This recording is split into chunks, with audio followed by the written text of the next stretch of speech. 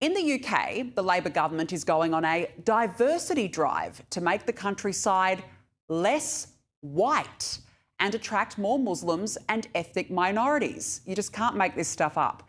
Now, one of the recommendations includes keeping dogs under stricter control because some migrants are scared of them.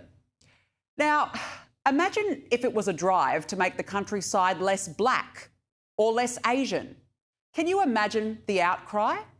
Samara Gill is the host of Triggered with Samara Gill on Talk TV, and needless to say, she is triggered by this one. Apparently, Britain's countryside has a problem. Not with flooding or collapsing farms under our Labour Chancellor's insane tax hikes targeted directly at farmers, or the small matter of rural poverty. It's with being too white. A new diversity drive, backed by the great and the good of the public sector consultancy class, has concluded that our fields, footpaths and fells feel unwelcoming to ethnic minorities. Why? Because they're perceived as white and middle class. Well, yes, that's because the countryside largely is, you'll find. And here's the radical thought no one seems brave enough to utter.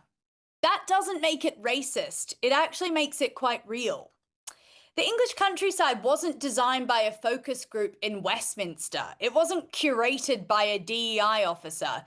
It grew organically over centuries, shaped by farming, geography, and tradition, and yes, the people that lived there. Now, the solution, we're told, is to rebrand it, some sort of targeted outreach, translated to marketing. Carefully created imagery, even suggestions that pubs, yes, pubs, might be culturally off-putting because they centre around alcohol. So the problem with the countryside isn't that it's inaccessible or expensive to get to. It's the pubs. No, the pubs are the full problem there. You could almost admire the audacity of this report. But what's really going on here isn't inclusion.